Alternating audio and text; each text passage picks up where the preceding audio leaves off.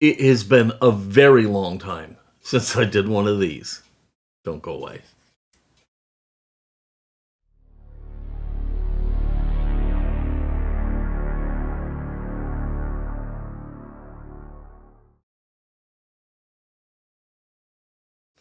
Hello, everybody, and welcome to Fat Guy Productions. I am Paul, coming to you as always from beautiful Las Vegas, Nevada.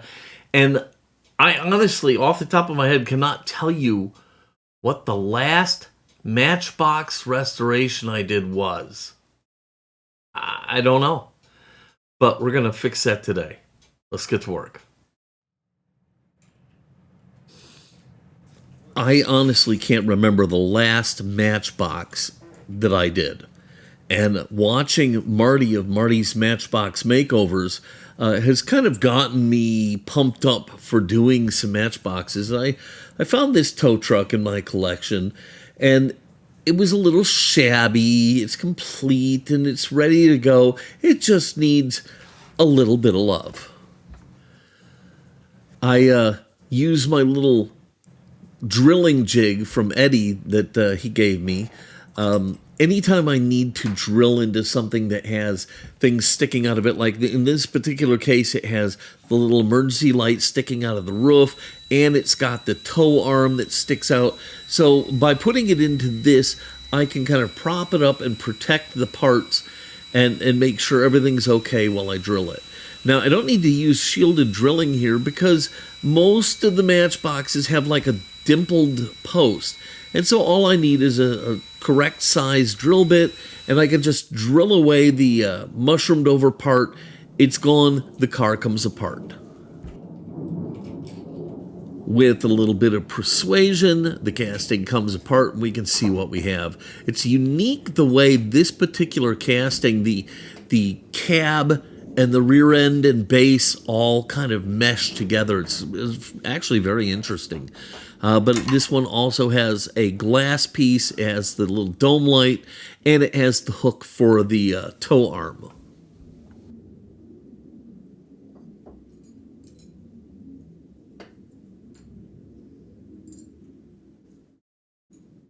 So now, before I get too much further, I want to go ahead and stop here and take a picture of the side of the tow truck so I can get a good look at the graphic for the decal, because I'll make my own decal later. It's just a simple little BP logo in a white square. So I get a picture of it so I know exactly what it looks like. Later on, I will measure the spot where the decal goes, and then I can just recreate it in Adobe Illustrator and print it on my i560 color laser.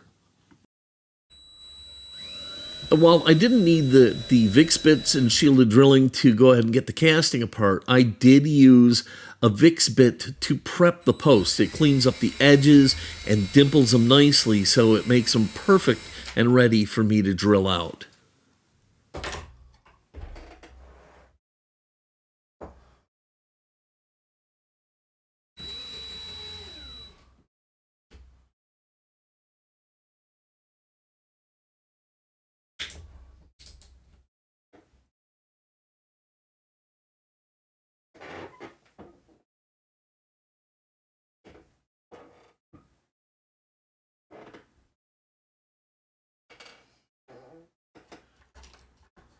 So with a couple dabs of oil, I can now go ahead and drill into the posts and get those ready to be tapped and take a screw.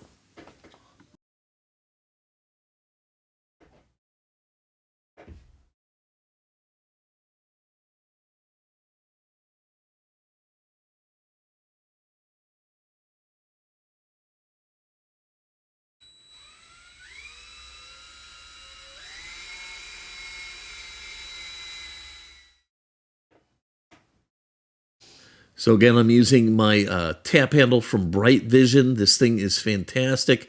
Look at that, just a eighth of a turn, and it's bit and holding, because the tap handle is so stinking light that it just needs the slightest bit of a bite on the tap, and then it'll just be in place and held there for you. It makes this just so much easier, and it has really turned me into the kind of guy who taps out all of my castings. And now I'll go ahead and put screws into the tapped out posts, and there's a couple reasons for this. First, to make sure that I've tapped out deep enough and everything is ready to go and working. And second, it helps keep the drilled out area nice and clean, because this is going to end up in the stripper and the primer and the paint booth and all of those things. And so the screws help protect the posts. Now this casting has decent axles and wheels, so I just need to get them off so I can strip the car and paint it and everything.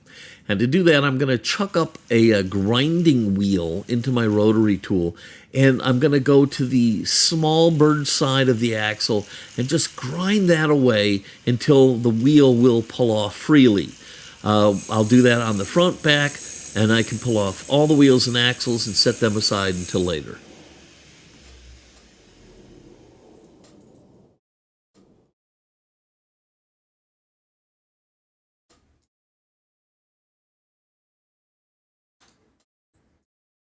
And now it's time for the stripper. Pop open my little jug of citrus strip, and in goes the cab and the back part, and then we'll just let them sit for a couple hours until all the paint loosens up and falls off. So it was about 4 hours I left this in the stripper. I probably could have took it out sooner, but I was busy. So it's been about 4 hours. I've taken the casting out of the stripper, washed it real good, hit it with a toothbrush, and now I'm just drying it up and taking a look at it. And then, of course, as always, I'm going to use my brass bristle brush. This is going to get rid of any little specks of the paint that are still clinging on and help unify everything. And it's just an opportunity for me to really examine the entire thing. So everything looks good, and now I just need to pick out some paint. And I'm just going to use Tamiya paint, and I found the perfect green and, of course, yellow. I'm not, look, will they be the exact green and yellow? I don't know, and frankly, I don't care. It's going to look right. It's going to look great. If it was really far off, I would mix, but I really don't need to, and I'm not worried about it. Okay, so I'm over at the paint booth, and you see me putting on my little powered mask. This really helps me out in that it pumps filtered air, goes through a little air filter that hangs around my neck, and it pumps that air through a hose up into the little mask and it makes it easier for me to breathe, frankly. It also gives me positive pressure inside the mask, so that if there is any floating particulates out there, that they can't go into the mask because air is coming out of the mask. So yeah, I love this thing. I did a video on it. You should check it out. But man, I love this thing. It's fantastic.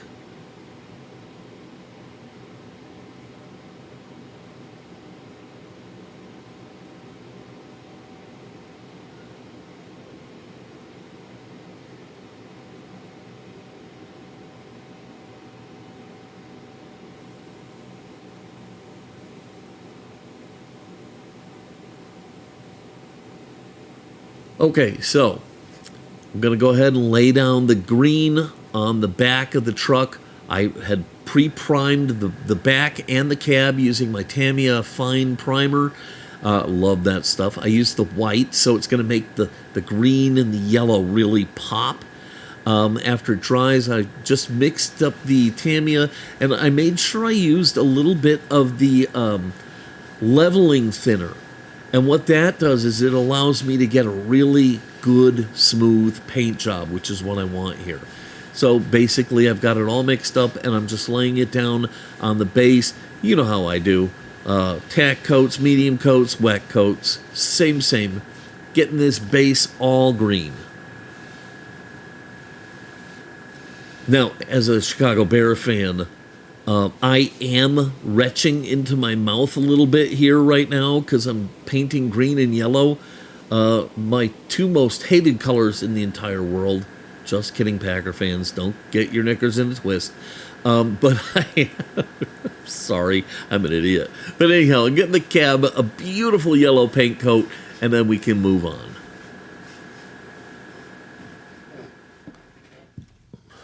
Okay, so I used Adobe Illustrator and my i560 color laser, and I printed up some new decals for this. The paint is thoroughly dry, and we're going to go ahead and put the decals on the back of the truck. It's just two simple little decals.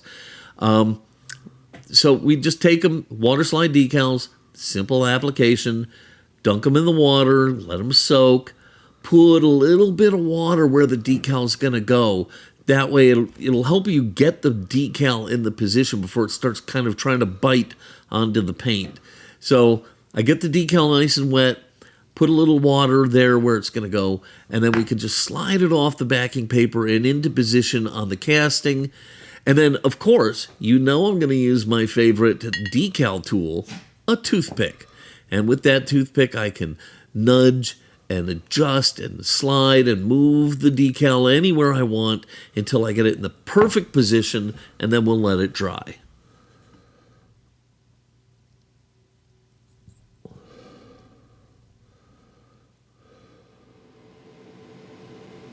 Okay, the decals are thoroughly dry. I had them on the heat lamp. Everything is dry and good to go. And now I'm going to go ahead and really take this to the next level. We're going to seal everything up with some clear coat. What clear coat, you might ask? Well, I'll tell you, I'm using the clear coat from Diecast Graveyard and Paul Bechtel. It's his own formulation. I love this stuff. It always comes out perfect. We're going to go ahead and put this all over this tow truck, and it is really going to take this thing to the next level. So the glass was solid and not in the worst shape in the world. It just needed a light polishing with the Flitz. I just kind of buffed it out using blue shop towel and then microfiber to really bring out the shine. And now to take that to the next level, I'm going to go ahead and take it for a swim in the gauzy.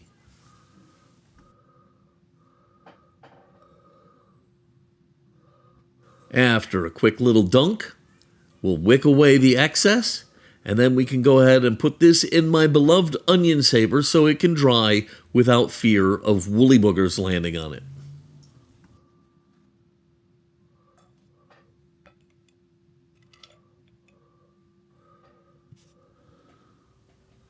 All right, everything is dry and beautiful. This thing is going to look amazing. I have put the wheels back on, and this time I did something a little bit different. And what I did is I took one of those nail sets that I used in my drill press, and I just put it in a hand drill, and it worked fine. I backed the wheel up against a block of wood, and I used the nail set in my hand drill and drilled over the axle until it burred over and is holding the wheels on. So I got the wheels on, and now we can go ahead and put everything back together. Put the little emergency light. Yes, the emergency light went for a swim in the gauzy. We drop that in. Then we go ahead and we get the glass, and we're going to drop that in, and that's not only going to be the glass piece, but it's also what holds the emergency light in place. And now we can go ahead and put the base back on. And like I said, it's a really unique system, the way the base and the cab fit together. Anyhow, we've got everything together. We'll take our little Fantic screwdriver and screw this together, and then we can call this one done.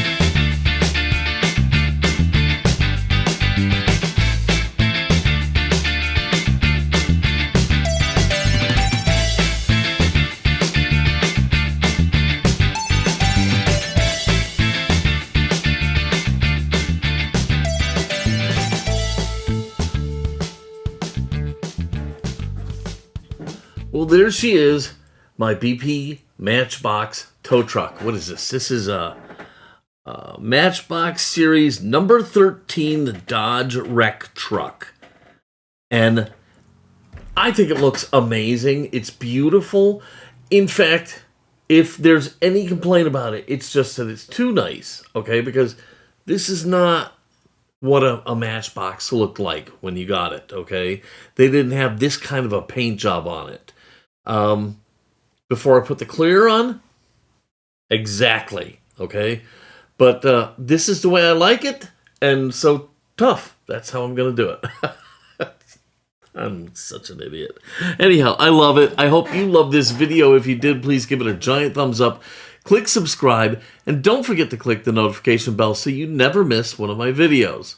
As always, if you have any questions or comments, please leave them down below. I love to hear from you guys. All right, that's going to do it for today. I'm going to go ahead and get out of here. It's a beautiful day in Las Vegas, and I hope wherever you're at, it's just as wonderful. Until next time, this is Paul from Fat Guy Productions saying, be good.